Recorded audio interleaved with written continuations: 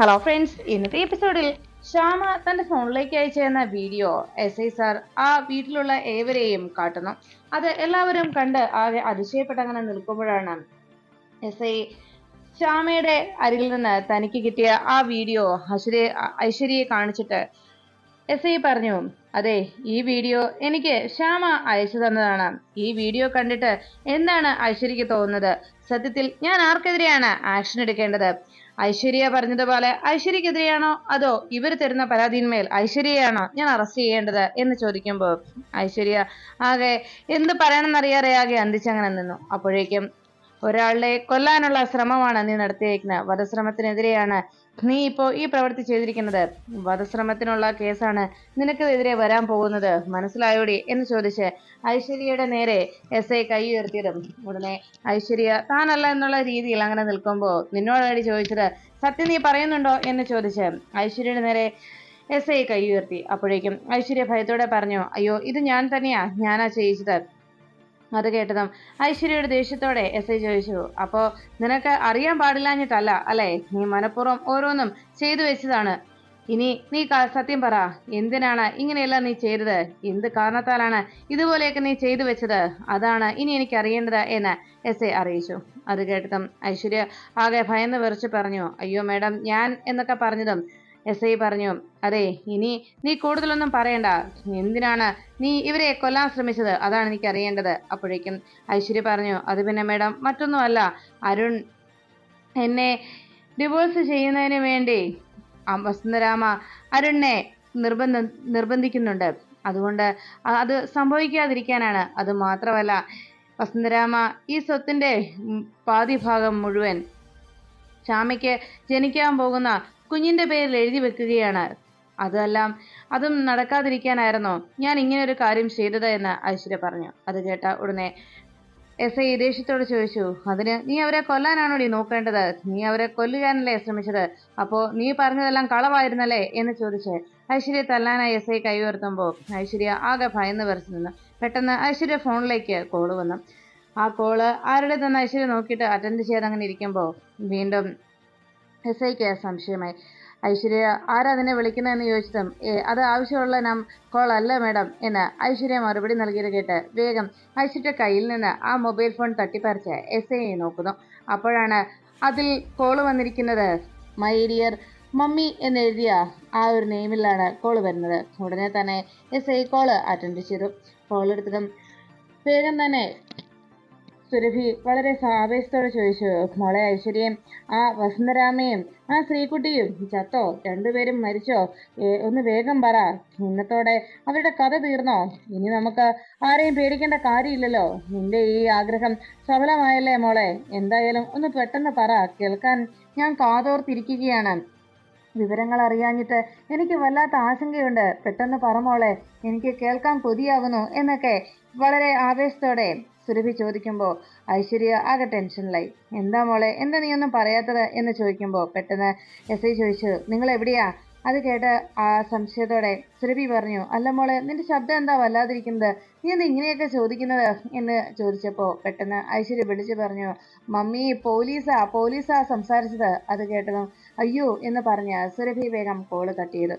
ആ നിമിഷം ഐശ്വര്യയുടെ അമ്മയുടെ കാര്യം കൂടി മനസ്സിലാക്കിയ SI പറഞ്ഞു, അതെ, ഇവളുടെ അമ്മയും ആള് തരികിടയാണ്, എനിക്കെല്ലാം മനസ്സിലായി. ഞാൻ നിന്റെ അമ്മയും കാണുന്നുണ്ട് എന്ന് പറഞ്ഞ് ഇവളെ അറസ്റ്റ് ചെയ്തോളൂ എന്ന് കോൺസ്റ്റബിളിനോട് ഐശ്വര്യയെ അറസ്റ്റ് ചെയ്ത് ജീപ്പിൽ കയറ്റാനായി കോൺസ്റ്റബിളിനോട് SI അറിയിച്ചു. അത് കേട്ട ഉടനെ കോൺസ്റ്റബിൾ SI പറഞ്ഞനുസരിച്ച് ഐശ്വര്യയുടെ കയ്യിൽ വിലങ്ങ് വെച്ചുകൊണ്ട് വേഗം ജീപ്പിലേക്ക് കൊണ്ടുപോയി. ഈ സമയത്ത് വസുന്ധരാമ ആകെ തകർന്ന മനസ്സുമായി ആ ഡൈനിങ് ടേബിളിന് അരികിൽ വന്നിരുന്നു. ആകെ വിഷമിച്ചങ്ങനെ വസുന്ധരാമ ഇരിക്കുമ്പോൾ തളർന്ന അവശയായിരിക്കുന്ന വസുന്ധരാമയെ നോക്കി അവിടേക്ക് അശ്വതി എത്തി. അമ്മ ആകെ ടെൻഷനിലാണെന്ന് അശ്വതിക്ക് മനസ്സിലായി. അപ്പോഴേക്കും അശ്വതി എന്ത് ചെയ്യും? അമ്മയുടെ അടുത്ത് ചെന്ന് എന്താ പറയുക? അമ്മ ആകെ വിഷമിച്ചിരിക്കുകയാണല്ലോ, മോളെ കുറിച്ച് എങ്ങനെ ചോദിക്കും എന്നൊക്കെ ഓർത്ത് ആകെ വിഷമിച്ചങ്ങനെ അശ്വതിയോടെ നിൽക്കുമ്പോൾ പെട്ടെന്ന് വസുന്ധര വിളിച്ചു പറഞ്ഞു, ആരാ, എനിക്ക് ഒരു ഗ്ലാസ് വെള്ളം എടുത്താ എന്ന് പറഞ്ഞതും അശ്വതി വേഗം അരികിലേക്ക് വന്നു നിന്നു.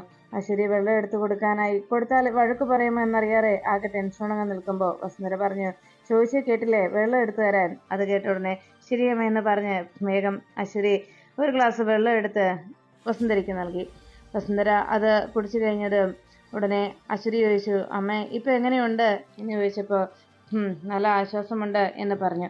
ഉടനെ അശ്വതി പറഞ്ഞു, എന്നാ ഞാൻ പൊക്കോട്ടെ അമ്മേ എന്ന് ചോദിച്ച് അശ്വതി പോകാൻ തുടങ്ങുമ്പോഴേക്കും വസുന്ധര പറഞ്ഞു, നീ ഇവിടെ നിൽക്ക്. അത് കേട്ട ഉടനെ അശ്വതി ആകെ ഭയന്ന് വരച്ചങ്ങനെ നിൽക്കുമ്പോൾ അശ്വതിയുടെ അരികിലേക്ക് വസുന്ധര ചെന്നു. വസുന്ധര അശ്വതിയുടെ കയ്യിൽ പിടിച്ചിട്ട് പറഞ്ഞു, മോളെ, നിന്നെ മനസ്സിലാക്കാൻ ഞാൻ വൈകിപ്പോയി, നിന്നെ തിരിച്ചറിയാനും ഞാൻ വൈകി, നിന്റെ നന്മ ഞാൻ മനസ്സിലാക്കിയില്ല, അതാണ് എനിക്ക് പറ്റിയ തെറ്റ്. മോളോട് ഞാൻ എന്നും അകൽച്ചയും എന്നും ദേഷ്യവുമാണ് കാണിച്ചിട്ടുള്ളത്. സത്യത്തിൽ എൻ്റെ അരുണിന്റെ ജീവിതത്തിൽ മോളായിരുന്നു ഉണ്ടാവേണ്ടിയിരുന്നത്. മോള് വന്നിരുന്നെങ്കിൽ ഈ കുടുംബം ഈ അവസ്ഥയിലാകുമായിരുന്നില്ല. ഇതുപോലെ ആരും വേദനിക്കുമായിരുന്നില്ല, ആരും വിഷമിക്കുമായിരുന്നില്ല. എല്ലാത്തിനും ഞാനാണ് ഉത്തരവാദി. എന്തായാലും എല്ലാ പ്രശ്നങ്ങൾക്കും ഉടനെ തന്നെ ഞാനൊരു പരിഹാരമുണ്ടാക്കും. ഇനി അധിക നാളുണ്ടാവില്ല ഐശ്വര്യ, ഇനി അരുണിന്റെ ജീവിതത്തിൽ വേണ്ട. അതിനുശേഷം നിങ്ങളുടെ കാര്യത്തിൽ ഉടനെ ഞാൻ ചില തീരുമാനങ്ങൾ എടുക്കും. ആനന്ദേട്ടൻ കൂടി വന്നോട്ടെ, ഉടനെ തന്നെ എല്ലാത്തിനും ഒരു പരിഹാരം ഞാൻ കണ്ടെത്തും. ആ ഒരു തീരുമാനം ഞാൻ എടുക്കുകയും ചെയ്യും എന്ന് പറഞ്ഞ് വസുന്ധരാമ അശ്വതിയോട് സംസാരിച്ചു. അപ്പോഴേക്കും ശ്യാമ വസുന്ധരാമ അശ്വതിയുമായി സംസാരിക്കുന്നത് കണ്ട് അപ്പുറത്ത് നിന്ന് നോക്കി. ഈ സമയത്ത് അവിടേക്ക് ശ്രീകുട്ടി ഓടിയെത്തി. ആ മുത്തശ്ശി ഗുളിക കഴിച്ചില്ലല്ലോ എന്ന് പറഞ്ഞ് വേഗം വസുന്ധരയുടെ കയ്യിൽ കൊണ്ടുപോയി ടാബ്ലറ്റ് കൊടുക്കുകയും ഉടനെ തന്നെ ഒരു ഗ്ലാസ് വെള്ളം എടുത്തുകൊണ്ട് വന്ന് വേഗം വസുന്ധരാമയുടെ കയ്യിൽ കൊടുത്തു. വസുന്ധര പറഞ്ഞു, എനിക്കിപ്പോൾ വേണ്ട മോളെ, ഞാൻ കഴിച്ചോളാം എന്ന് പറഞ്ഞതും ശ്രീകുട്ടി നിർബന്ധിച്ചു. അത് പറഞ്ഞാൽ പറ്റില്ല, ഹോസ്പിറ്റലിൽ നിന്ന് പ്രത്യേകം പറഞ്ഞതാണ് ഡോക്ടർ ആൻറ്റി, ഇത് തീർച്ചയായിട്ടും ഉടനെ കഴിക്കണമെന്ന്. കാരണം വേദന മാറണമെങ്കിൽ ഈ മരുന്ന് കഴിക്കണമെന്നാണ് പറഞ്ഞത്, വേഗം കഴിച്ച് എന്ന് പറഞ്ഞ് നിർബന്ധപൂർവ്വം വസുന്ധരയെ അത് കഴിപ്പിച്ചു. വസുന്ധര അത് കഴിച്ചു കഴിഞ്ഞതും ശ്രീകുട്ടി പറഞ്ഞു, മുത്തശ്ശി വന്നേ, ഇനി നമുക്ക് ചോറുണ്ണാം.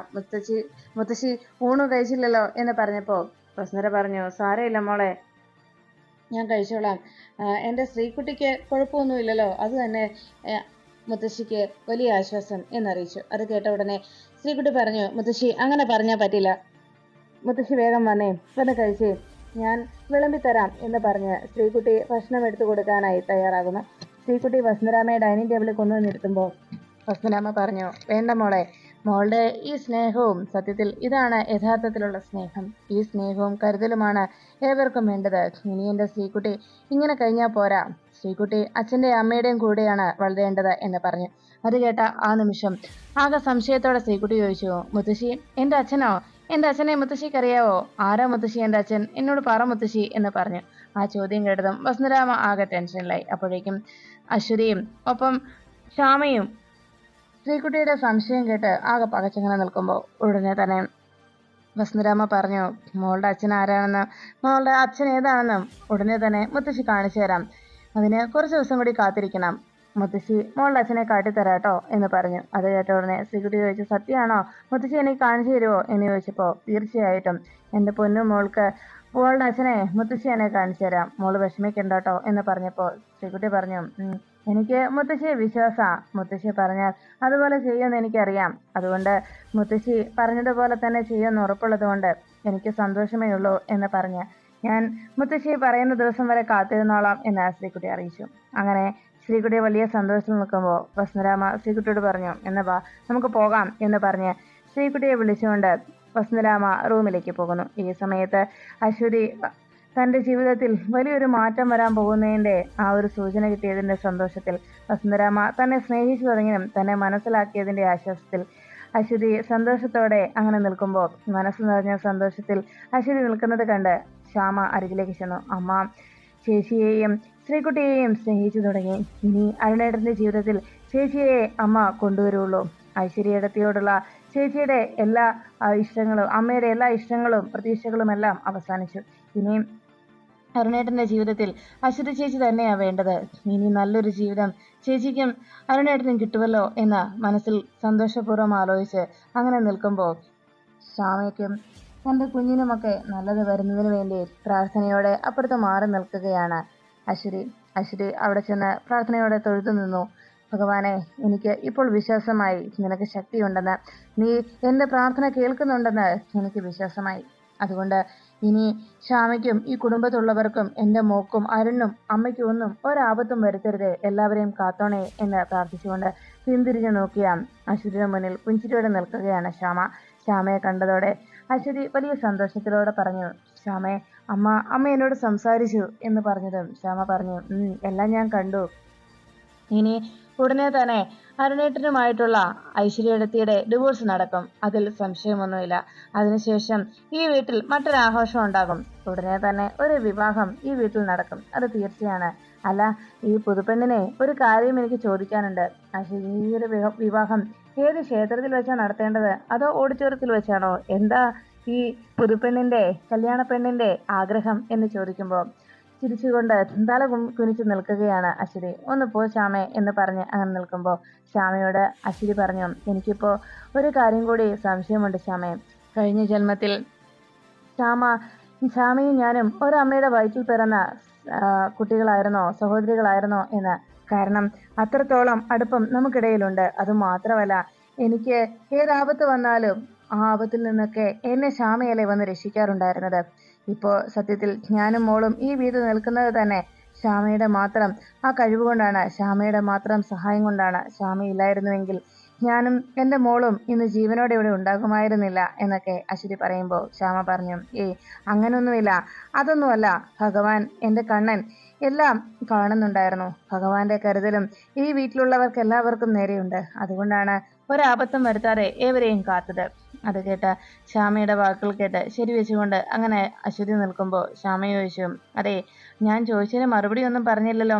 ഈ കല്യാണ പെണ്ണിന് എങ്ങനെയാ കല്യാണം നടത്തേണ്ടതെന്ന് പറഞ്ഞില്ലല്ലോ എന്ന് ചോദിച്ചപ്പോൾ അശ്വതി പറഞ്ഞു, പോ ശ്യാമേ, എനിക്ക് ഇതിനൊന്നും മറുപടി പറയാനില്ല എന്ന് പറഞ്ഞ് ചിരിച്ചുകൊണ്ട് അവിടെ നിന്ന് ഓടിപ്പോകാൻ തുടങ്ങുന്ന അശ്വതിയെ ശ്യാമ പിടിച്ചു നിർത്തി. അയ്യോ, അങ്ങനെ ഓടിപ്പോകല്ലോ ചേച്ചി, നിൽക്ക്, എനിക്ക് ചില കാര്യങ്ങൾ കൂടി ചോദിക്കാനുണ്ട് എന്ന് പറഞ്ഞു.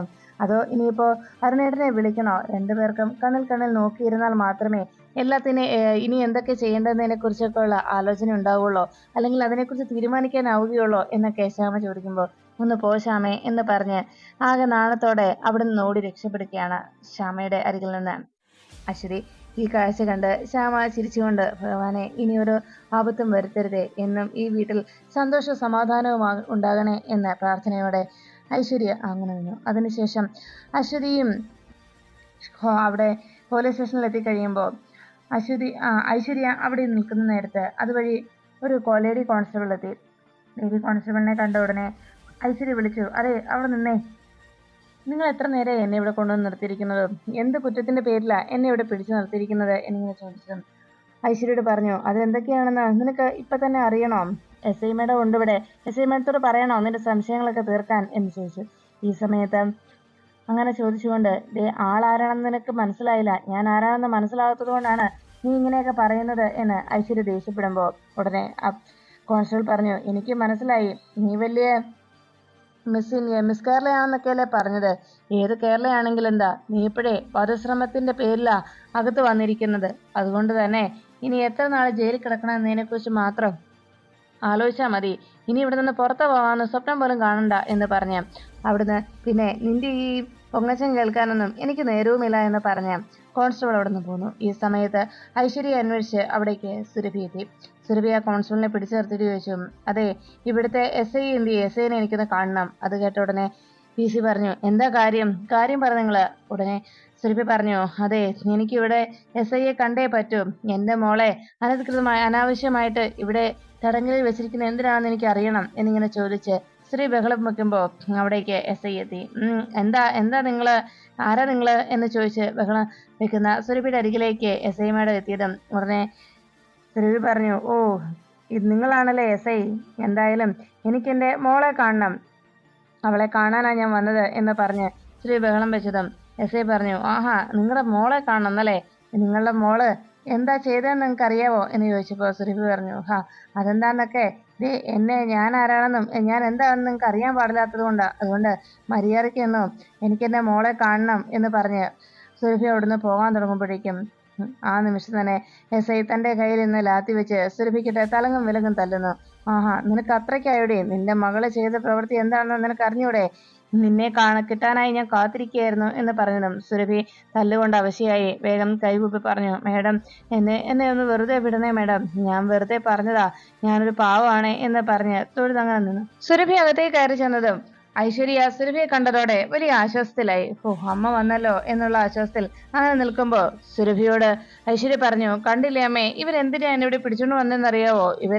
ഞാൻ എത്ര പറഞ്ഞിട്ടും ഇവരൊന്നും കേൾക്കുന്നില്ല, അമ്മ തന്നെ പറ ഇവരോട് എന്നൊക്കെ പറഞ്ഞപ്പോ സുരഭി ആകെ തല കുനിച്ച് വിഷമത്തോടെ ഐശ്വര്യയുടെ അരികിലേക്ക് വന്നു നിന്നു. മോളെ, ഇനി പറഞ്ഞിട്ടൊന്നും കാര്യമില്ല എന്ന് പറഞ്ഞ് സങ്കടത്തോടെ സുരഭി വരുമ്പോഴേക്കും ഐശ്വര്യ പറഞ്ഞു, അമ്മേ, ഇനി എനിക്ക് ഇവിടെ നിന്ന് പുറത്തു ഇറങ്ങണം, അതിന് എന്താ വഴിയുള്ളത് എന്ന് ചോദിച്ചതും സുരഭി പറഞ്ഞു, എനിക്കറിയില്ല മോളെ, ഞാൻ സത്യത്തിൽ നീ വിളിച്ചപ്പോ നിന്റെ ഈ സംസാരം കേട്ട ഉടനെ തന്നെ ഓടി വരണ്ടായിരുന്നു ഇവിടേക്ക്, ഞാൻ തന്നെ ഓടി വന്ന് എന്റെ കുഴി തോണ്ടിയില്ലേ എന്നിങ്ങനെ പറഞ്ഞപ്പോ പെട്ടെന്ന് സുരഭി ദേഷ്യപ്പെട്ട് അങ്ങനെ ഇരിക്കുമ്പോഴേക്കും വിശന്നിട്ടാണെങ്കിൽ വല്ലാതെ വയറ് പുകയുന്നു. സാറേ, എന്തെങ്കിലും ഒന്ന് കഴിക്കാൻ വാങ്ങിച്ച പോലീസേ എന്ന് പറഞ്ഞപ്പോ പെട്ടെന്ന് തന്നെ അവിടെ ഇരുന്ന് ആ PC വേഗം തന്നെ അപ്പവും വാങ്ങിച്ചുകൊണ്ട് അവിടെ വന്നു. വെള്ളവും കഴിക്കാനുള്ള ഭക്ഷണവുമായിട്ട് അവിടേക്ക് വന്നതോടെ സുരഭി വേഗം അത് വാങ്ങിച്ച് കഴിച്ചു തുടങ്ങി. ഇത് കണ്ട ഉടനെ ഐശ്വര്യ പറഞ്ഞു, ഇതെന്താ മമ്മി കാണിക്കുന്നത്? ദേഷ്യത്തോടെ സുരഭി പറഞ്ഞു, വേഗം കഴിക്കുന്നുണ്ടെങ്കിൽ കഴിക്കേ.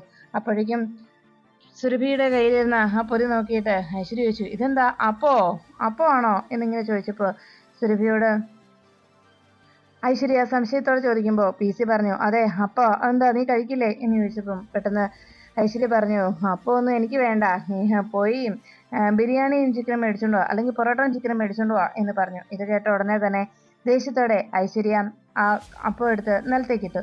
ഇത് കണ്ട ഉടനെ PC പറഞ്ഞു, നിനക്കെന്താ വേണ്ടത്? ബിരിയാണിയോ? ഇപ്പൊ തന്നെ വാങ്ങിച്ചു തരും. SI വിളിക്കണോ? SI മേഡത്തോട് പറയണോ? മര്യാദയ്ക്ക് അപ്പം എടുത്ത് തിന്നാൻ നോക്കടി, അതാ നിനക്ക് നല്ലത് എന്ന് പറഞ്ഞു ലാത്തി എടുത്തുള്ള PC അത് ഉയർത്തി ഐശ്വര്യയോട് മര്യാദയ്ക്ക് എടുത്ത് തിന്നടി എന്ന് പറഞ്ഞപ്പോ സുരഭി പറഞ്ഞു, അയ്യോ മോളെ, വെറുതെ എന്തിനാടി തല്ല് വാങ്ങിച്ചു കൂട്ടുന്നത്?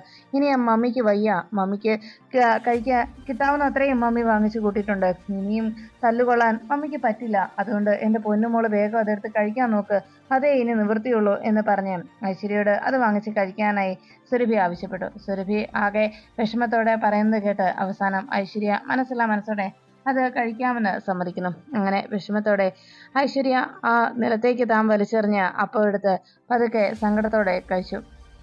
ഈ സമയത്ത് ഐശ്വര്യ അത് തിന്നുകൊണ്ട് അങ്ങനെ ഇരിക്കുമ്പോൾ ഐശ്വര്യയുടെ മനസ്സിലേക്ക് വന്നത് താൻ ആനന്ദ നിലയത്തിൽ വെച്ച് കാണിച്ചു കൂട്ടിയ പ്രവൃത്തികളായിരുന്നു.